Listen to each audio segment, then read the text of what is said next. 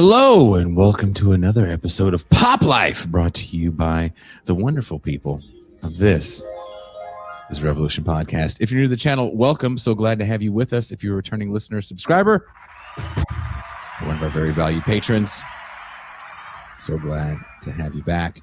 After the show tonight, we'll be headed into a Pop Life movie night where we'll be viewing the 1985 classic that we'll be discussing tonight, The Last Dragon. Tomorrow, we'll be back to discuss another more serious movie, Killer of Sheep, with professor and returning TIR guest Cedric Johnson, and we'll watch that movie post-show as well. A quick reminder that TIR is listener-funded programming, so if you do enjoy shows like this and want to make sure we can continue bringing a diverse arsenal of programs, then become a patron or a YouTube subscriber or a paid YouTube subscriber or just a regular one. Fuck it, just do it all. For as little as $3 a month or a one-time payment of $30 for the year, you can have access to champagne rooms. Join us for movie night watch parties. And only patrons get the replay. So if you can't make it out to the watch party, you can watch the flick with all of the pre- and post-movie conversations with all the patrons. That is also my favorite part of movie night. And I'm sure after this episode, people will have a lot to say about the movie, especially those that haven't seen it. And I'm wondering who hasn't seen this movie. I know there's some younger people that watch this. Maybe they haven't seen it. I don't know. If you haven't seen this movie, you might be racist. Maybe. I'm looking at you with the side eye. Also, if you're listening to this later on Apple Podcasts and you want access to the champagne rooms, become a paid subscriber. Then you'll have access to the champagne rooms past and present. But if you want to watch the movie nights, you'll have to become a patron. And wherever you are watching or listening to this show later, there is a link in the description to become a patron. And I think there might be one or two of the complimentary 2-month patronage subscriptions left. If you don't see it, send me an email, booking@thisisrevolutionpodcast.com, and I will hook you up. Regardless, I'll just hook it up. I'll find a way. Now let's talk about The Last Dragon. Released in 1985, The Last Dragon sits at the crossroads of blaxploitation's afterlife, MTV aesthetics, and post-Bruce Lee Kung Fu mania. Produced under Berry Gordy's Motown, the film isn't embarrassed by its camp. It embraces it. With performances by DeBarge and Vanity, it fuses martial arts mysticism with black pop modernity. At its center is Bruce Leroy Green, a character who rejects the hyper-masculine archetype in favor of humility, discipline, and self-actualization. His journey towards the glow echoes Star Wars in mythic structure, but instead of space opera, we get an outer borough New York fantasy steeped in Bruce Lee iconography, particularly Enter the Dragon. But unlike Bruce Lee's stoic cool, Bruce Leroy is awkward, almost childlike. And that's the point. In a decade defined by Reaganism, rising consumerism, and cinematic excess, here is a black hero whose power comes not from domination, but self-knowledge. The glow isn't about mythical magic. It's about internal clarity. The master you seek is yourself. In that regard, is The Last Dragon the ultimate do-for-self black capitalism with a little bit of mysticism thrown in? Shonuff, the Shogun of Harlem, is a heel who believes his own hype. He's theatrical, over the top, obsessed with recognition. Leroy, by contrast, is uninterested in that clout. In today's algorithmic age, where visibility equals power, the film's moral center feels oddly prescient. So yeah, it's campy, it's ridiculous.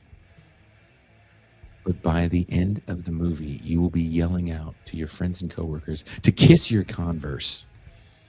But beneath the neon glow and synth-laden R&B soundtrack is a black martial arts fairy tale about authenticity in a world addicted to performance. To discuss this with me, the man that inspired me to do this show, who isn't black. Not at all. Not even half or a quarter. If he tells me he's a quarter, I'm thinking I'm gonna need to see his 23andMe. Please welcome philosopher, professor, author, friend of show, Jason Reed.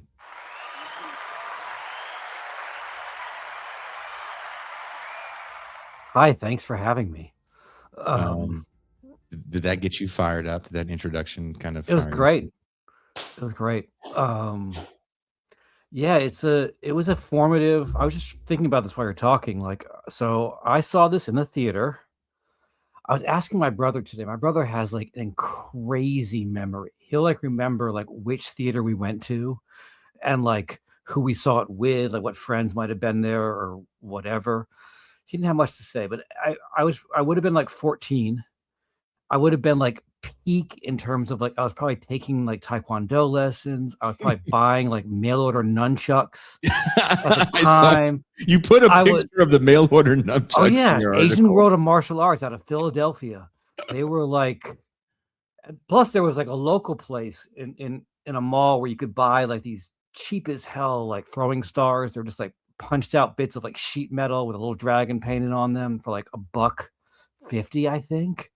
All Mhm. that stuff was, like so, like, sometimes, like, I think an attachment to a film can be defined as much by what the film is as by where you are in your life, and I was, like, primed for this, like, movie in a way, and I feel like I remember the time, like, because it's not too long after, like, Karate Kid, people Yeah. always assume that that was the movie for people who were, like me, who were, like, taking taekwondo and blah, blah, blah, but, like, it was never that. It was always The Last Dragon because it just had so much more of like, it was just so much more of the fantasy. Like, Karate Kid may have been closer to the reality of, like, going to a martial arts tournament and blah, blah, blah, but, like, the fantasy you're thinking about when you're, like, doing your pressing your kicks is not about that. It's about, like, The Last Dragon sorta stuff, like defeating gangs, showing up in your ninja suit. You and What Ernie Reyes Jr. defeating. Yeah.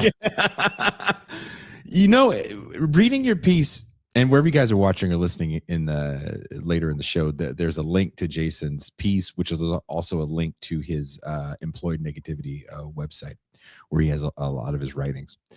In reading your piece and comparing it to the Karate Kid, I found that interesting. Karate Kid comes out a year before in Mhm. '84. Last Dragon comes out in '85. And watching the Karate Kid as many times as I've watched the Karate Kid, Jay, a very good friend of mine was a producer on the remake, and I love the Uh-huh. original so much I won't watch the remake. Even though a friend was a producer on it.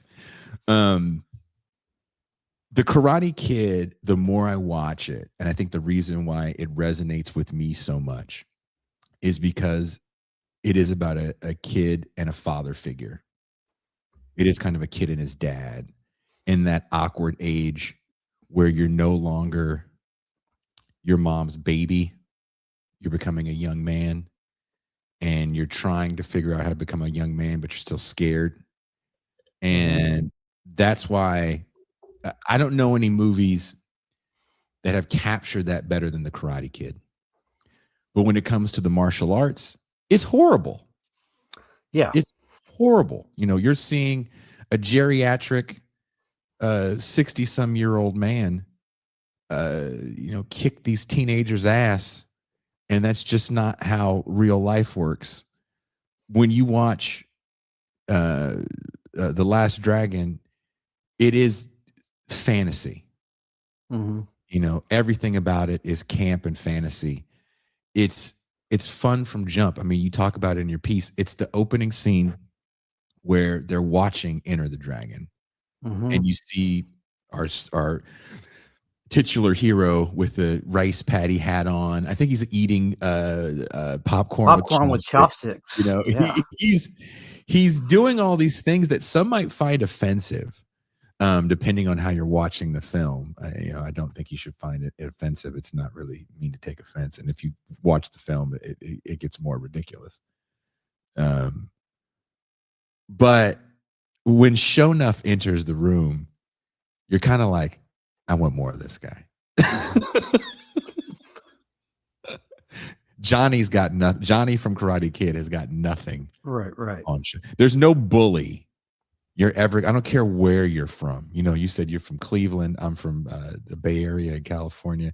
There's no bully you're ever going to meet that's going to wear shoulder pads, dress like Rick James, and ask you to kiss his Converse. It just wasn't going to happen in real life. So Sho'nuff and Darth Vader might as well be the same guy. Yeah, he's got the same kind of entry too. There's a great line, like when he walks into the theater, someone in the audience can be heard saying, "Is this part of the show?" Yeah. That's how theatrical it is. They think like it's part of the show. And it's such a great that scene is like it is weirdly the movie kind of gives us its best scene so early on. The way that they edit together the shots from Enter the Dragon and what's happening in the crowd, the whole scene. I mean, like to me, that scene belongs like in a time capsule when movies are gone and people aren't going to know what it's like to see a movie where the audience is both like they're citing lines from the movie, they're throwing out their jokes, they're like participating in this sort of collective thing. It's a very like there's all kinds of people there. It's an amazing scene. Like it belongs in a time capsule of like what people are missing watching things on laptops. So like what it meant to see a movie with people who love that movie in a crowd who are just loving that moment. It's an amazing scene. The whole scene where the guy smashes the boombox, which matches completely Bruce Lee doing this, you know, this sort of stomp on someone's neck or whatever. It's just an amazing scene. It's also kind of funny because like throughout the entire movie, right, Bruce Leroy is kind of this outsider because of as you said, because the way he conducts himself, because he dresses as if he's sort of not just a Chinese person, but a Chinese person he dresses as Bruce Lee in like the Chinese Connection pretty much throughout the entire movie. And it kind of makes him seem like an outsider, but we also learn at the same time he lives wherever he lives. I assume it's supposed to be Harlem, where everyone else loves Bruce Lee too. Like it's kind of odd that he's such an outsider because he lives in a neighborhood where people watch Enter the Dragon and cite the lines from Enter the Dragon, know it that well. You'd think he'd be doing a little better socially than he is. Well, he's the only one wearing the getup. Yeah, right? Around with and wearing a hat like that to a movie is rude. Come on, it's huge. It's gonna block out anyone behind him. It's just rude. You don't need it. There's so much about him that's interesting because again, you meet his family pretty early on in the movie, and his family's a pretty contemporary Black family from the 80s in New York. His dad's a small business owner. His brother, I think, is a break dancer, aspiring break dancer. So the fact that the older brother, because he has a much younger brother, is so, like you said, out of touch with everything and kind of obsessed with this idea of Bruce Lee, where maybe he's chasing Bruce Lee-ism as if it's a religious quest for some sort of monk-like inner peace. It is kind of fascinating when you think about it. And I was thinking about, you know, this movie because I didn't watch it before because I wanted to watch it with everybody. But my first thought about Bruce Leroy is that he's so naive to the world. And Timok, the guy that plays him, is, you know, he still looks the same. The last interviews I saw that man, he looks the same 30, 40 years later. So he must be half vampire or something. And he's a good looking young dude when they do this movie, and to have him be so naive even around women, you know, Vanity, who I wouldn't say she was at her peak. I think Action Jackson might be. Vanity's like, God damn, that's Vanity. But she's still, you know, nasty girl, Vanity, Prince's girlfriend, super hot.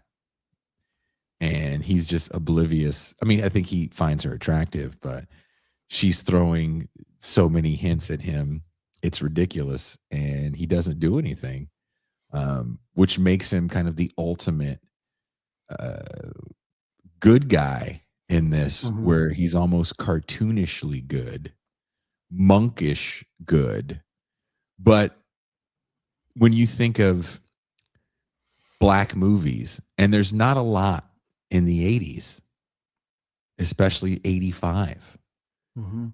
You know, we had those years of black exploitation, and then Negroes just kind of disappear from the screen. You get to be a side character. You know, there's a lot of popular movies, black guys are there, but if I told you they were there, you'd be like, what? I don't even remember. You know, there's a black guy in Poltergeist. No way. Oh yeah. And so you have this, it's not an all black cast, but it's, Mhm. again, it centers around black people, and it's not a hip hop movie. That's another thing that's, you know, you kind of have to remember that hip hop still hasn't become the dominant musical genre or cultural reference. So hip hop doesn't even play that big of a role in this movie, outside of maybe there's some like breakdancing scenes. Mhm. Like this is just kind of a fun popcorn flick, if you will, where it's just a ridiculous plot with the greedy, was he a club owner? He Record owns label. arcade machines and video and machines, like video jukeboxes that play like videos on demand. You see one is in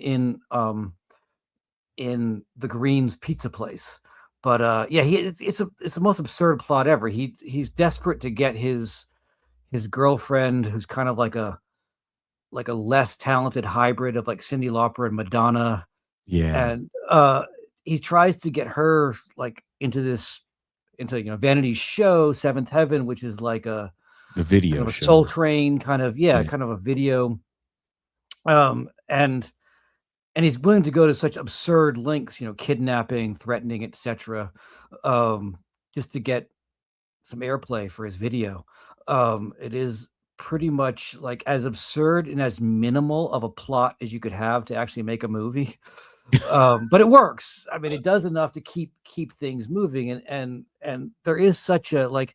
I feel like the other thing that makes Timok's portrayal of Bruce Leroy. He's like the only one in the movie who's kind of playing it straight.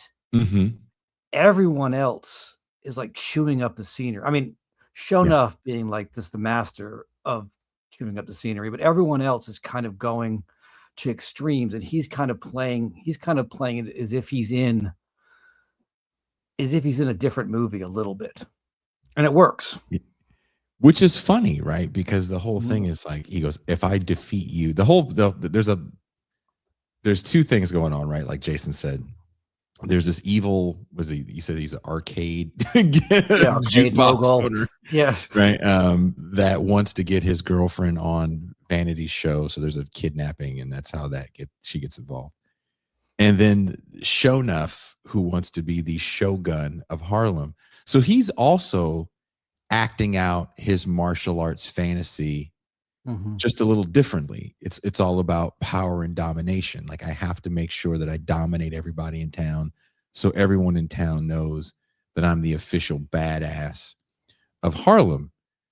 Again, this is during a very violent time in America and New York City, and no one has a gun. I mean, there's a gun at the Mhm. end. The bad At guy, the end. the big bad, has a gun, and Mhm.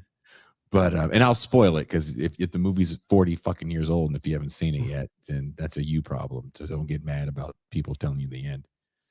Um, but between Shonuff and Leroy, it's just hand to hand combat. Like, Shonuff wants to beat him with hand to hand combat. If I can't beat you like this, then I can never be the master. So I have to fight you. It's like a Western in that Right. regard, but it's a Western, like you said, that he's living out his own Western fantasy that no one wants to play around along with, because Leroy wants no parts of him, not because he's afraid. He just doesn't see the need. Yeah, he won't. I mean, it's an odd movie because on the one hand, he's like, I won't fight you. I won't fight you. I mean, Leroy to show enough. But then throughout the movie, he fights a lot of people. I mean, usually to save vanity. Once accidentally kind of runs into her getting kidnapped, and then the second time trying to catch up with her again. And so he fights a ton. He just won't fight Shonuff because he doesn't want to do it based on just this like who's the toughest dude kind Yeah. of fight. He'll fight when it's necessary, but not just to prove a point. And it's only when the two, as you said, the two plots kind of intertwine, when the video game mogul sort of enlists Shonuff, that you get the final showdown, which we all know is coming. Right? You know it's coming from pretty much the first moment you see Shonuff, and the first moment you're like, okay, these two guys are going to fight, and that's going to be the movie. And then it's just a question of like, what do we need to do to get there?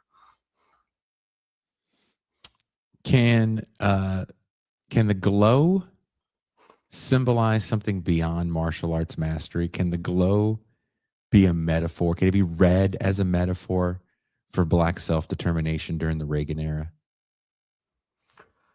That's interesting. Or am I looking too deeply into that? Well, like some people compare the film to like a kind of Wizard of Oz plot, where like Okay. Leroy's told he has to find this master, but of course the lesson he learns is that the master is not real, and he was the master all along. He just needed to believe in that, right? The sort of Wizard of Oz plot, Matrix plot, right? Like you already have the thing you're searching for, you just don't know it, and you aren't confident in it, and something has to happen. But the other interesting thing about the film is in the opening scene, right? He does this sort of thing where he's like catching arrows, his master. It's unlike Karate Kid, which you mentioned, like the master's kind of absent, or like it begins with his departure, the beginning of the film. He's like, oh, I've taught you everything I can teach you. I'm heading out to visit my family in Miami. See you later. Yeah. But at the same time, there is one thing that's significant. The master says to Leroy something about how like the end is the beginning and blah blah blah, and Leroy says, I'm confused, and the master says, oh, well, that's great, because confusion's part of life, and so is love, and so is vengeance. And to some extent that's kind of like the script of the movie, right? Because in order for Leroy to get to the point where he's a master, he has to broaden his experience of life. He has to experience love. He has to experience vengeance. I mean, they do smash up his dad's pizza place. Yeah. So he has a lot, when he finally confronts Shonuff, he has a lot more driving him than just trying to prove who's the best martial artist.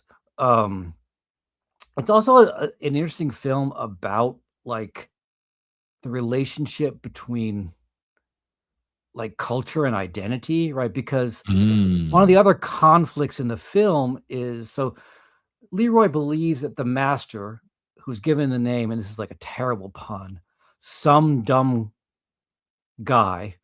Cream was some dumb guy. Yeah. Is holed up somewhere working on fortune cookies, right? And they're like 3 employees who are all Chinese, who, when we first meet them, they're like singing a Motown-esque soul song out in front of the fortune cookie factory. Suck it to me. Yeah, exactly. Yeah.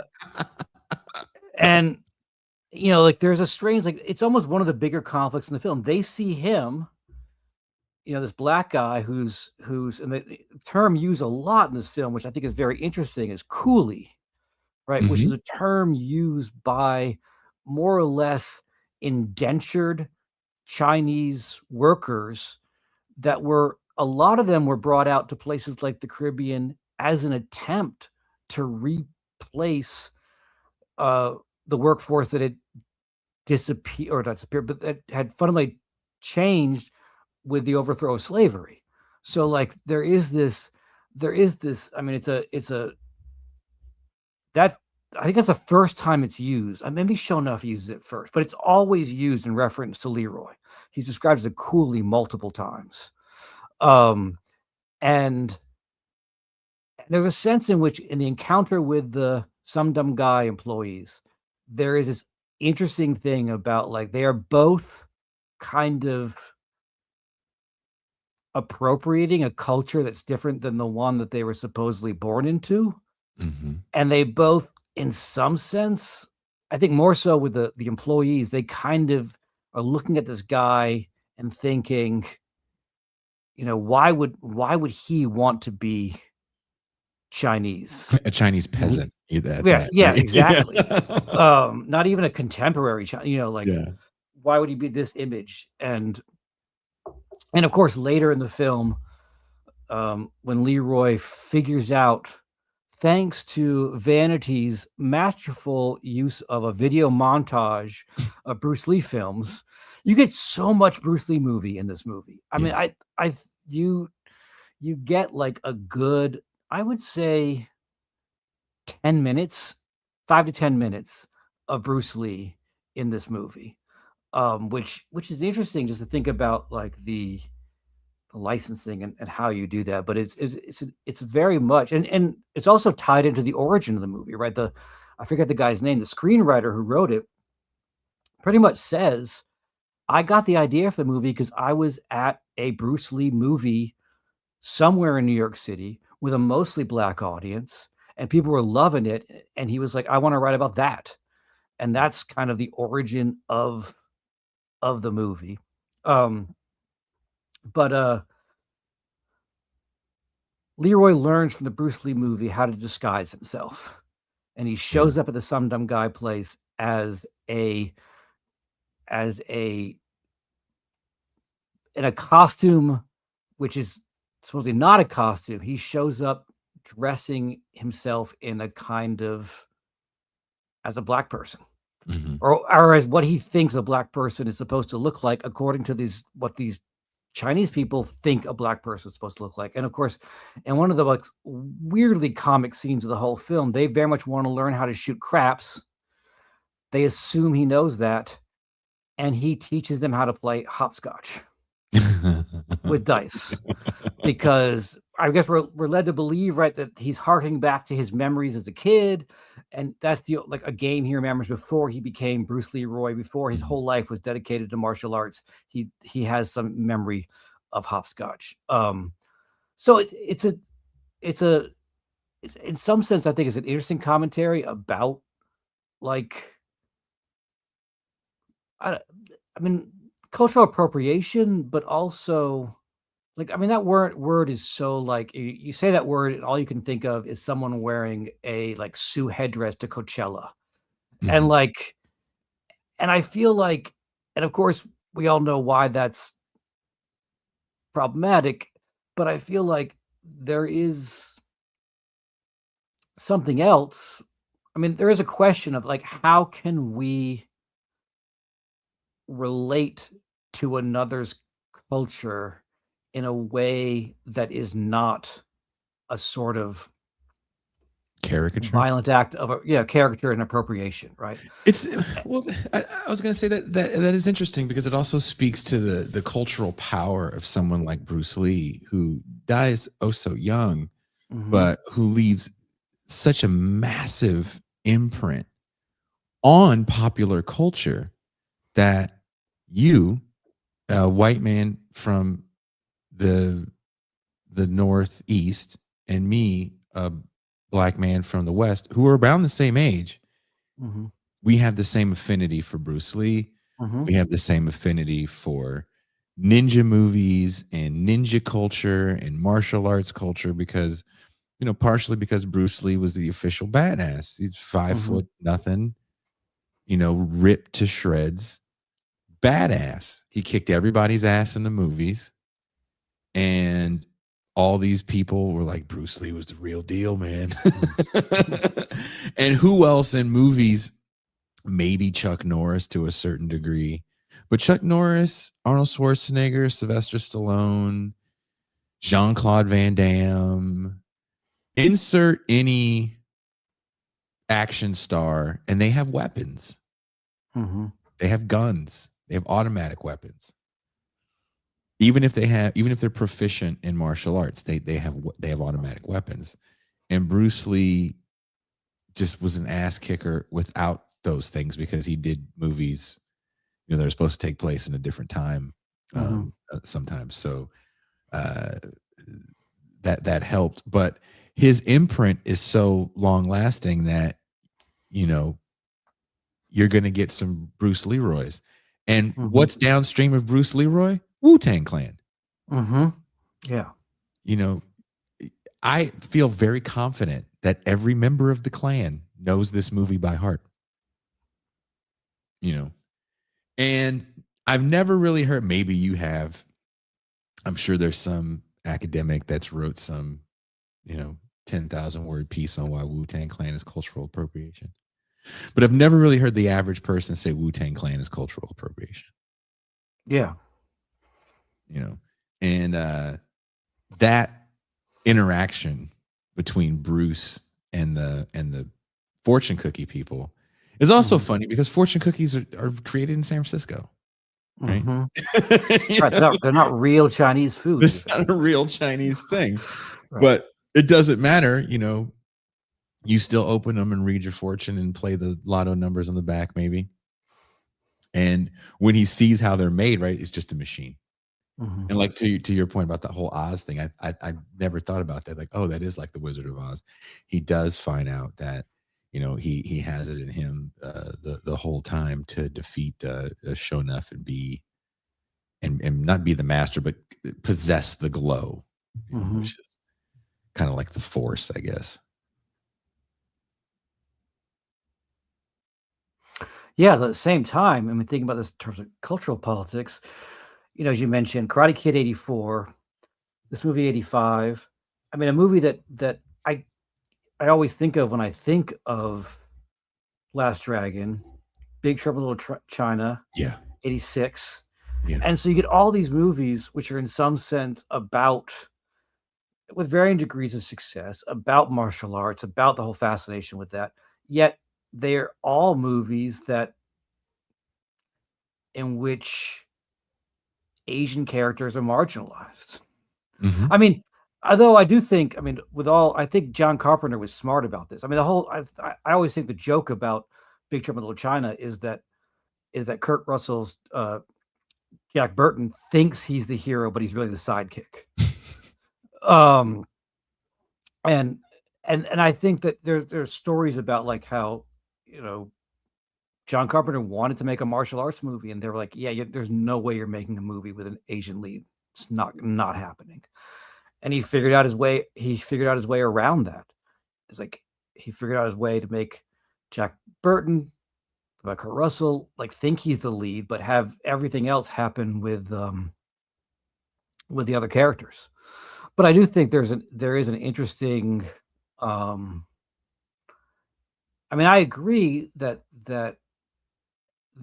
something is happening with this movie that is a real tribute and a real love for Bruce Lee and for martial art movies. But I mean, you do get the one character besides the master. The one other Asian character is one of his students, Johnny, right? And his whole joke about how since he's Asian, he doesn't actually have to know how to fight. He just has to look intimidating enough to know how to fight. You know, play off of the line from Enter the Dragon, fighting without fighting. He says, "I'm going to learn how to fight without knowing how to fight. I'm going to fight without knowing how to fight." Although you do get, I mean, you also mentioned the Ernie Reyes thing, which is so weird because apparently he was brought in at the last minute to like spruce up the fight scene at the end. Really? He does not show up like in the earlier. He does not show up in most of the film.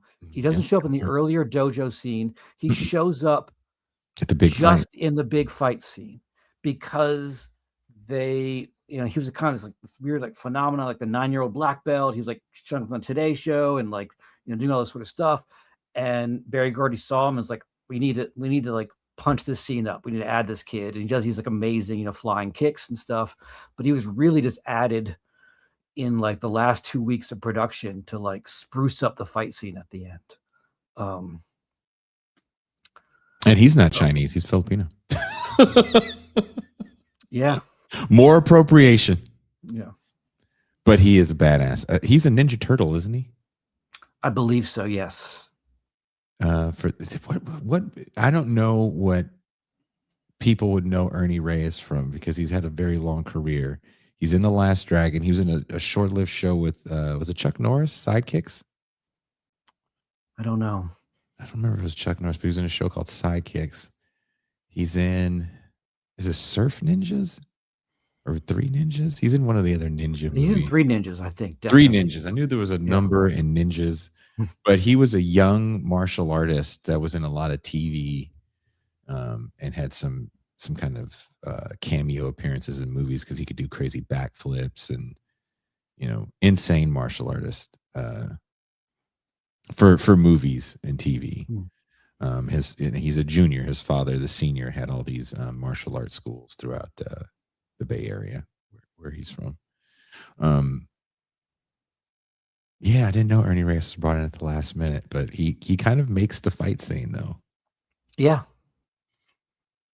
Oh, someone says he was in Buck Rogers. No, is he that old?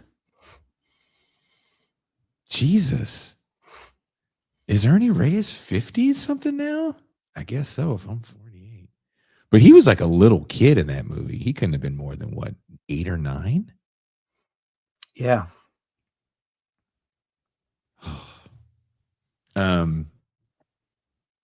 Comparing it to The Karate Kid, I don't know. It's funny that you say that, because I think of all the karate movies that come out around this time. And for me, The Karate Kid and like American Ninja are a little more serious movies. Mm-hmm. And it's like, I've watched those movies too many times to count. I remember going to the theater to see American Ninja with my stepmom, but it's Ninja 3, the domination for me, and like Last Dragon. Mm-hmm. It's the ridiculous camp that I want to watch, because with a movie like The Last Dragon, it's almost like a series of ridiculous vignettes until you get to the conclusion scene. Mm-hmm. They kind of sort of make sense, but like you said, it's just kind of weird reasons to make Bruce Leroy fight people and build up the tension, I guess, for the end fight. Because you said in your review, like, this isn't a good movie. But how are you judging good movies? Are you one of those people that doesn't like B movies, Jason? No, I love B movies. I mean, it's what, I guess when I say it's not a good movie, I feel like it's a movie which has like these amazing parts, but the total is less than the sum of its parts, because there are just moments where it just doesn't like it just doesn't hold together. And but like the few scenes, I mean the movie theater scenes, I think is amazing. Every time Shonuff is on the screen, it's amazing. His presence, those are all great. But some of the, I mean, there's also this odd, like, sometimes it reminds you a little bit of the Key and Peele sketch about Gremlins 2, just like throwing these ideas out. Like the fact that the evil video arcade guy has like this tank in his office. Yeah. There's some kind of, you never see it because the tank is like, it's murky green water. You occasionally see like a fin or something. There's something in there that's like this horrible monster. And that's just kind of thrown in like, hey, let's give the guy like a James Bond-esque sort of monster in a tank sort of thing. Like everything in the movie has this, just like the Key and Peele sketch, like this, why not? Like, it's in the movie. You want a killer tank thing? It's in the movie. You want a Shogun of Harlem? It's in the movie. You want, everything is in the movie. That's a good comparison. For those that don't know the Key and Peele sketch, we should watch it before we watch the movie, because it is hilarious. It's one of the, I don't know if it's top 20 Key and Peele sketch. Mhm.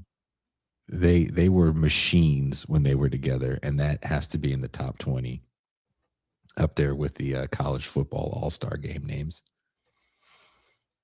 The substitute teacher might be one of the Substitute best teacher. one. A Ron. The complimentary breakfast. Oh yes, yes. Trying to one up each other. I like the when the wives are away, and then I said, "Bitch."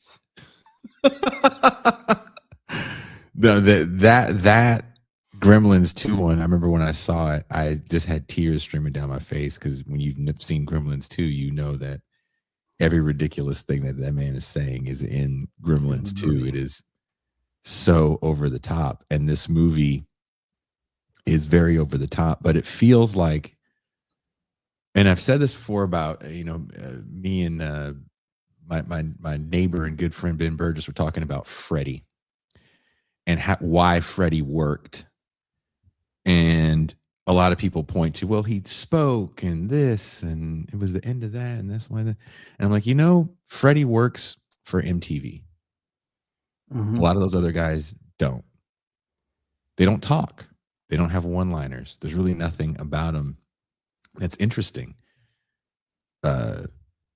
Jason, Michael Myers, even Leatherface to a certain extent, they're all interchangeable in a slasher, right? Freddy Krueger, everything about him is different, right? He's attacking you in your dreams. He speaks. You don't see things from his perspective, which was a big change. And when you watch that movie, it feels like MTV too. And I don't know if that's because Wes Craven had made so many TV shows in between feature films that he viewed things a little brighter. I don't know. This movie works the same way to me. That's what they're trying to do. Like, what if we made this ridiculous movie? Kind of to your point about throw everything in. That's how music videos were. Like, show me any music video between 82 to like 88. By 88, there's like shows on MTV. There's a little bit of a formula to how videos should look. But you watch early music videos, you're like, I don't understand any of this. It's Total Eclipse. Just watch the video for Total Eclipse of the Heart and tell me you understand anything in a music video. Because the kitchen sink is that music video, and this movie works the same way because Barry Gordy made it, and I don't know if he made it with the hopes of doing 8 more movies just like it. I think he made it with the hopes of selling a whole bunch of records for DeBarge and Vanity, and I know to the beat of the rhythm of the night, like this. That was why I wanted to watch the movie, because there was DeBarge was in the trailer. I think it's the first movie, or maybe one of the few movies, where the DeBarge video is featured in the movie, right? Vanity plays it. It's her pick of the night, but they show several scenes from it. Which is kind of a weird reversal, because I feel like there was a trend during that period where you would make music videos, and if the music was attached to a movie, you would incorporate some clips from the movie in the video, right? That was an established thing. But this is one of the few instances I can think of where the reverse happens. It's a movie incorporating bits of a video. Yeah. Which is strange. Yeah, the whole Barry Gordy thing, I think, is very, because you got Vanity, you got DeBarge. I mean, Stevie Wonder is on the soundtrack. So is Smokey Robinson. But I kind of feel like there's this moment where, and I don't really know what's going on, but I'm thinking it's the early 80s, right? Barry Gordy's looking around. Who's the biggest recording artist? Michael Jackson, right? Former Motown. Barry Gordy discovered him or whatever. Former, or claims to have some role in that. There's a certain sense where I feel like this was an attempt to like regain some glory. Um, and like you said, get a record. Hmm. Could you know Barry Gordy's name? It's also odd, like you know, it's the name of a producer in front of the in front of the movie, right? It's always Hmm. Barry Gordy's The Last Dragon. Hmm. Um, and yeah, so it's an interesting moment in music, and then tied into this interesting moment in film, because everything about the movie also like a lot of the Bruce Lee stuff always feels like this is interesting, but like why didn't this happen like 10 years before this? Like it's a little late. Um, because there's a whole like Bruce Lee exploitation thing where like all these Yeah. movies came Yeah. out where they Yeah. kind of claimed some relationship, or that people call themselves like Bruce Lie. Everyone hoping that you wouldn't notice that it wasn't really Bruce Lee. I mean, because Bruce Lee had this tragic, he died at the exact moment that he was blowing up. I mean, he Mhm. died. He he died before Enter the Dragon was really even released. Mhm. Um, and I mean, a tragedy for him and a tragedy for the world, but also for the people who are interested in making money. It was a tragedy for them because who knows what would have happened with Bruce Lee had he lived. Um, and there was this whole trend of sort of trying to milk as much possible out of that name, out of that likeness as one possibly could for like the better part of a decade. Um, I mean, and Bruce, I mean, including things like I cannot watch I'll watch the end fight scene of Game of Death. I cannot sit through the all the machinations to try and make it look like it's Bruce Lee when it's Yeah. not Bruce Lee. Like the scenes where he keeps his motorcycle helmet on for an extended period of time and is talking out of his motorcycle helmet in a way that no one would. They'd at least lift the visor if they were having a conversation. But all the stuff done to hide the fact that Bruce Lee filmed some of the fight scenes for that movie before he died, and then wasn't around to film the The Crow rest was of. like that as well with his son Brandon, where there's a Yeah, stand-in for a lot of those scenes. They had to change a lot of scenes as well after he sadly was killed on set. yeah, his, the guy who went on to direct John Wick, he was his stand-in for that. Oh, I didn't Chad, know that. what's his name? Yeah, yeah, Oh, wow. That yeah, must have been a horribly rough job. yeah, 'cause they were like friends. Yeah, They just because he was the called stand-in during the movie. He was right, the yeah, double. Yeah. yeah. Oof. Oof. Someone says, "Where's Bruce Lie?" But look, the thing about Barry Gordy, and I don't know if you remember this. You know the Motown story. You know the whole thing Mm, about branding and the Ford factory, and he wanted to mhm. make a musical factory, and he did. Branding in the '80s really expands in this way where I feel a lot of decisions that some of these companies made might have been cocaine induced. Uh, maybe you remember this, maybe you don't. Pepsi Cola wanted to break into the coffee game and created a drink called Pepsi AM that had less caffeine than coffee. Mhm.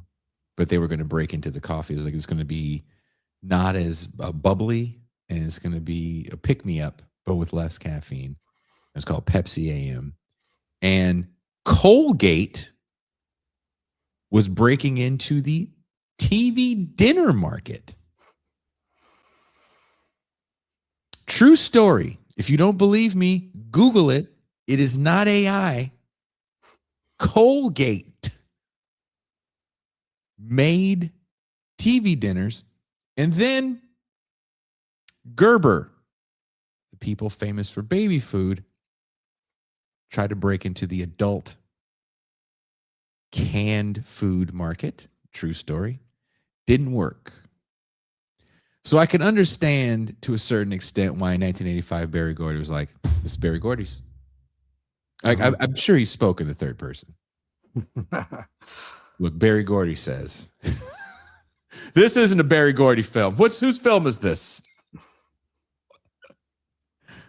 That's my explanation Mm-hmm. based on no evidence of knowing Barry Gordy, but of just kind of thinking about the era of branding. It's like, I can see that. Maybe he thinks Roger Corman presents, Mm-hmm. Steven Spielberg. Steven Spielberg. I'm going to be black. Barry Gordy's going to be the black Steven Spielberg.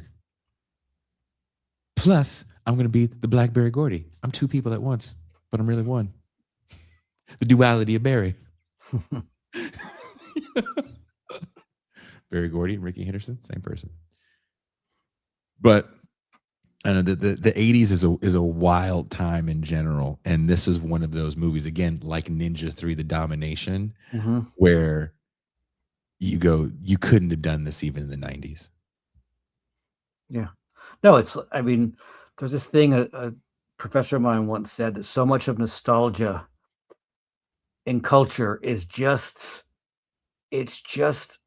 memory of an era in which things were not as commodified, marketed, and planned so efficiently and so effectively, right?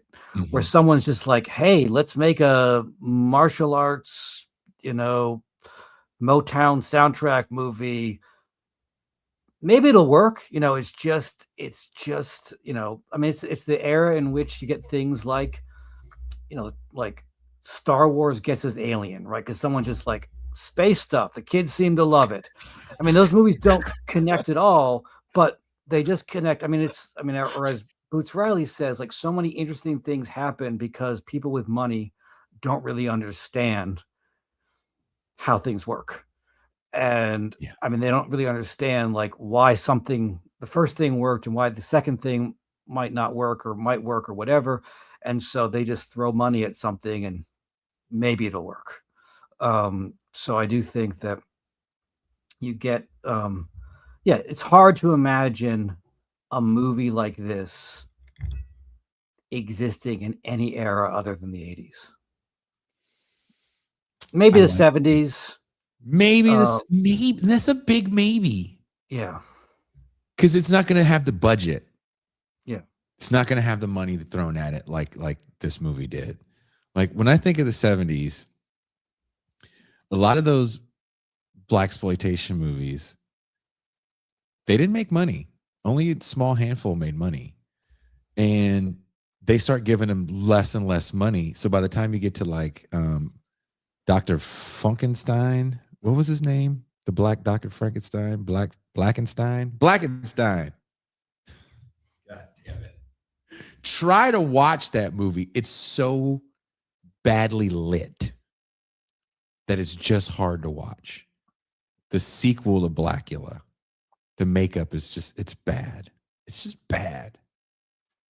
Because they don't have the budgets. You watch The Last Dragon, you're not going to see a boom mic. You're not going to see strings. Well, at least I don't think you do. No, you don't. And it seems, for the most part, some of it seems to actually have been shot in New York City, which is also incredibly surprising because that wouldn't happen. It doesn't look, with the exception of the tank. and there's also one like hilarious, the goon, the main goon, who also is in Miller's Crossing, ton of movies. There is a scene where he does an abrupt and instantaneous wardrobe change. He's wearing one outfit and the camera switches, goes back to him. He's got a whole other outfit going on. It's a great. I'm not usually the kind of person who like, and I find some of that stuff very annoying. Where someone's like, if you scroll down to the goofs on like IMDb, it's like such minute stuff. Like, why? Like, just watch the movie. Why are you even seeing this? But it did stand out to me as like a scene where he's going from wearing like a white shirt to like a orange shirt with chains and everything. It's like but aside from that, the movie does not look, I mean, it only looks cheap when it wants to look cheap. Yes. Yes. That's an important thing. When it wants to be campy, it lets you know that, look, we're going to be super campy and this is supposed to look a certain way. Yeah, I think this movie can only exist, and I don't say that with any sort of joy. I wish people would be comfortable taking bigger risks, right? Um, Everything is either nostalgia or existing IP. I was sweeping, and maybe it's because I'm old now, Jay. I'll be 49 this year. Maybe 49 and 50 knocking at the door is scaring me. But I was thinking, I was like, huh, is Star Wars the last original space movie? Will someone be brave enough to make the last Starfighter or something like that? You know, we watched the last Starfighter here last year at a certain point. I can't remember when, and people really enjoyed it because to me it is so different than Star Wars. It's really its own thing. I don't know if you feel the same way about that movie, but I really loved it growing up. I really loved Tron growing up, even though Tron's kind of confusing towards the end and a little silly. But these were original ideas that had, you know, sometimes computer graphics. It just everything about them was we didn't know what to expect. And not to say that movies nowadays everything sucks and everything was better in my day. There was a lot of horrible films that came out in my day. The majority of movies that I watch are horrible films from my day. And even a bad movie today is pretty watchable compared to what bad movies looked like 40 years ago. But to be able to be given a budget and say, man, throw something up a flagpole and see what you get. Yeah. You know, Barry Gordy wants to make a black karate movie. People go, oh, it sounds good. Oh, DeBarge's on the soundtrack. Yeah, let's check it out. Like, no one really. Michael Jackson had one glove. Black karate movie in Harlem. Space wizards. You know, we can do it all in the 80s. Vietnam and outer space with aliens.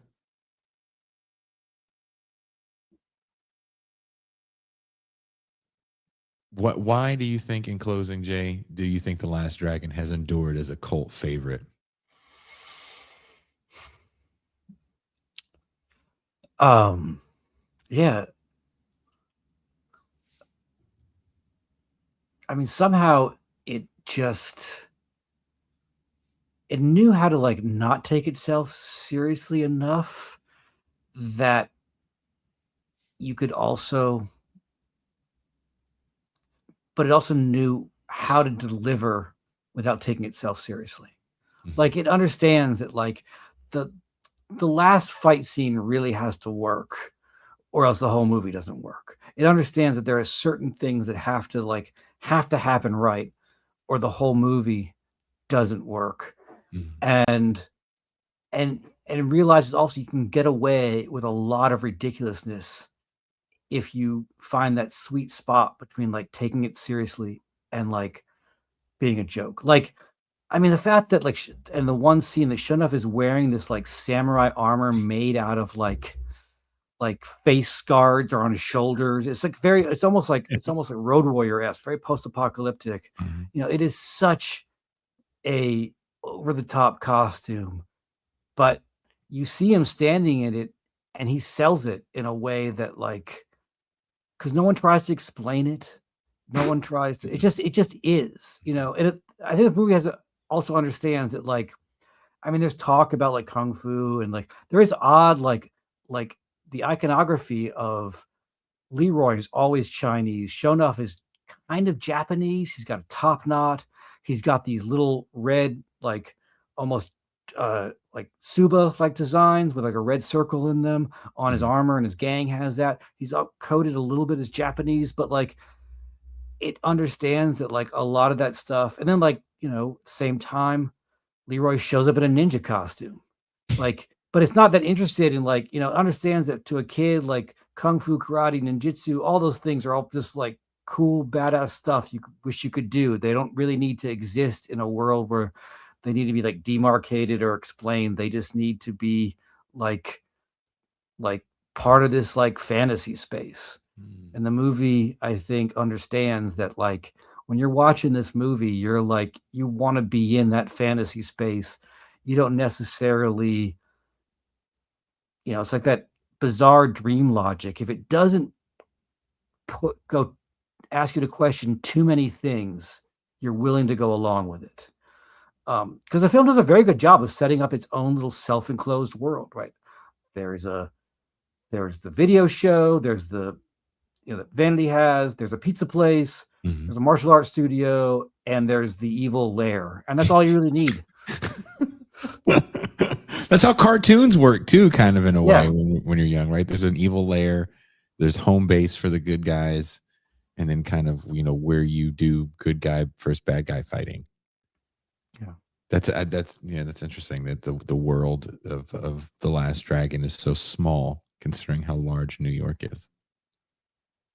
And the final fight is at the TV studio, right? Well, it's in some elaborate basement. It has. It's very like industrial. It's almost Freddy Krueger-esque. There's like pipes and steam. It could be Freddy could show up in a place like that. But yeah, apparently a TV studio involves a lot of hydraulic steam beneath the scenes. There's a lot of places, like even Footloose has some of those kind of scenes. Like you had to have a scene like that in your 80s movie for some reason. Is it because of the dying industrial sector? An homage to America that's past. I don't know. But there's a lot of 80s movies where there's a fight in those types of places, and I don't know why. Yeah. You always ended up fighting there. We should make a list. I'll think of a list of all those movies. I'll send it to you that I can think of where there's a massive fight scene in this, like you said, that Freddy Krueger like dungeon underground thing where you're going to have smoke. Steam. So someone's going to get steam in their face, and it's going to allow someone to escape, to allow the chase scene to last a little longer. Last week, JG, Michael, and I, who's in the chat, who hosts a very serious show actually called Parallax Views, we get together and host a not very serious show called Dudes in the Cheap Seats, where we just talk about low budget films and just kind of quote unquote low culture.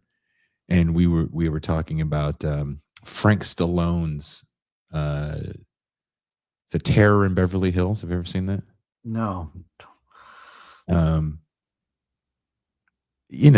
It's a movie with Rocky's brother. It blew my mind for ridiculous bullshit in a movie, but the movie does end for no reason whatsoever with a fight in a industrial, pipey, steamy fight place. And one of these days we're going to do a show on Terror in Beverly Hills, because I think people have to watch it to understand the difference in Stallone's. And one of the most interesting ending fight scenes I've ever seen in a movie in my life is Terror in Beverly Hills. While I don't think it's the worst movie of all time, it's up there. But are you going to join us for watching The Last Dragon, or is it too late for you? It's a little late for me. I got to take my dog out, and yeah, it's a little late, but enjoy. Are you reading the chat? Well, Jay, thank you for hanging out with us and discussing this movie. I promise to have you back on. We'll discuss something mildly more serious. Yeah. Yeah, no, thanks for having me on. It's great. I mean, it's great to talk about this movie, and great to talk to you as always. So have a good night, Jason Reed. He is professor and philosopher. Jason Reed is also a movie fan. So for you that are patrons and paid YouTube subscribers, the link is already up. I'm looking forward to hanging out and watching this movie with you. Should we watch the Key and Peele sketch beforehand with the Gremlins too? Because that is Pretty funny. So let's check that out. I'm excited to watch The Last Dragon with you guys as we're coming up on the end of Black History / Nego Trivia Month. Don't laugh. It's effed up. I did get the good word that apparently my essay on Jesse Jackson will be published in Black Agenda Report tomorrow. Look out for that. We recently did a show with Adolph Reed about that. Now, let's get away from that serious talk. Enough serious talk. JG Michael, will you be joining us to watch The Last Dragon? I will send you an invite, brother. I'm excited. Like I said on the show, I did not watch it to prepare for this. Oh my God, you guys are already talking shit about Jesse Jackson. Jesus.